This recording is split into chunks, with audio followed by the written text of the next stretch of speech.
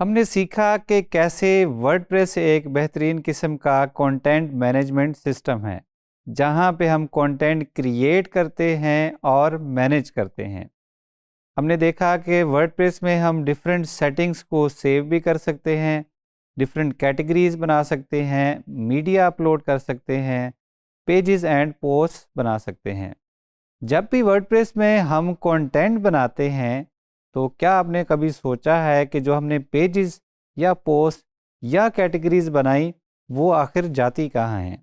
क्योंकि अगर हमने आज एक वेबसाइट बनाई है और एक साल बाद भी हम खोलते हैं, तो जो इन्फॉर्मेशन हमने ऐड की थी वो जूं की तूं वहाँ पे मौजूद होती है।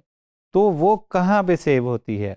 कौन सी ऐसी चीज़ है जिसके साथ वर्डप्रेस का कनेक्शन होता है, जहाँ पे हमारे सारे पेजेस या पोस्ट या फिर हमारी वेबसाइट की सेटिंग्स जो हैं वो स्टोर होती हैं? वर्डप्रेस पे जो फ्रंट पे आपको चीज़ें नज़र आती हैं या जो आपको वेबसाइट नज़र आती है, वो कोड के थ्रू जनरेट होती है। लेकिन मेन्यू में क्या होगा? कितने आइटम मेन्यू में होंगे? कितने पेजेस आपकी साइट पे हैं? क्या-क्या सेटिंग्स आपकी साइट की हैं? ये सारी इंफॉर्मेशन डेटाबेस से फैच होती है जब आप अपनी वेबसाइट को लोड करते हैं। जैसे ही आप वो पेज लोड करेंगे, वर्डप्रेस डेटाबेस में जाएगा और उस पेज से रिलेटेड जो भी इंफॉर्मेशन है, वो वहाँ से उठा के और उसको उसके सेटिंग्स के हिसाब से उसको जनरेट करेगा, जो भी लेआउट आपने पेज बिल्डर में सेव की थी। फॉर एग्जांपल, आपने एक सर्विसेज का पेज क्रिएट किया। एलिमेंटर में जैसे कि हमने देखा था कि हम पेज में डिफरेंट ब्लॉक्स या एलिमेंट्स ऐड कर सकते हैं। एक हमारा सर्विसेज का था, दूसरा टेस्टिमोनियल का। फॉर एग्जांपल, इस तरह करते करते हमने कोई 8-10 सेक्शन अपने पेज पे ऐड कर लिए। उसके बाद हमने उसको सेव कर लिया। जैसे ही सेव का बटन क्लिक किया, उस पेज के अगेंस्ट डेटाबेस में हमारे पास एक रिकॉर्ड बन गया और वहाँ पे इंफॉर्मेशन सेव हो गई कि इस पेज में ये एलिमेंट्स इस तरतीब में जो है हमारे पास आने चाहिए। तो नेक्स्ट टाइम जब हम उस पेज को लोड करने जाएंगे, तो डेटाबेस में से वो इंफॉर्मेशन फैच होगी और उसी तरह का पेज जनरेट होके आपको देखने को मिलेगा। डेटाबेस होता क्या है? डेटाबेस का थोड़ा सा इंट्रोडक्शन देखते हैं। डेटाबेस जानने से पहले हम ये जान लेंगे कि डेटा क्या होता है। Data is fact about something that is used in calculation, reasoning और प्लानिंग। तो data is fact about anything. Fact about, ये आपके बारे में फैक्ट्स हो सकते हैं। फॉर एग्जांपल, आपका नाम क्या है, आपका एड्रेस क्या है, आप सैलरी कितनी लेते हैं, आपकी आइज़ का कलर क्या है। तो these are facts about you.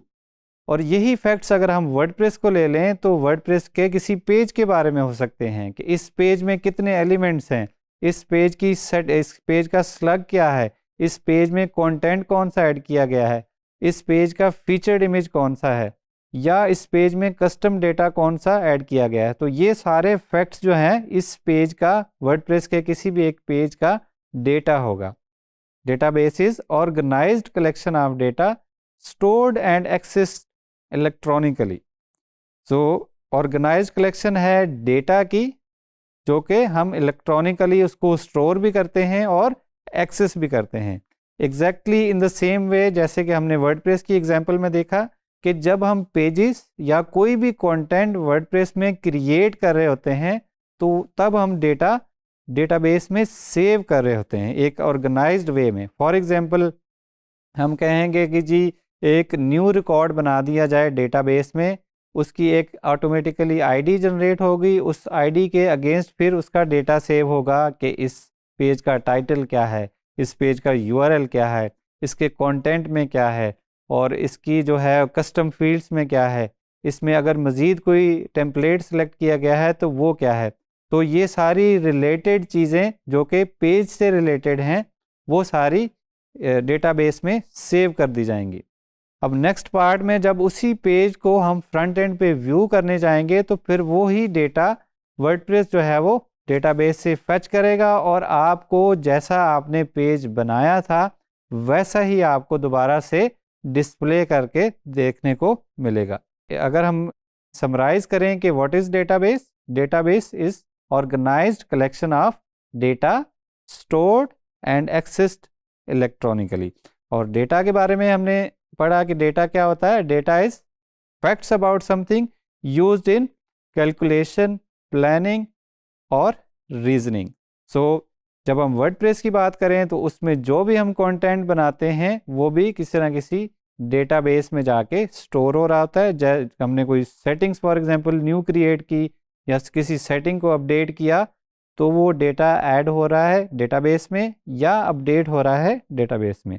और जब हम कोई पेज, कोई पोस्ट, कोई भी कंटेंट फ्रंट एंड पे व्यू करते हैं तो सबसे पहले वर्डप्रेस वहाँ से जाके उस एलिमेंट का या उस सेक्शन का डेटा फैच करता है डेटाबेस से, और उसके बाद लेआउट की उसकी सेटिंग्स के मुताबिक उसको ऑर्गेनाइज करके और उसका व्यू जनरेट करता है जो भी उसकी सेटिंग्स थी और जो भी उसमें डेटा था।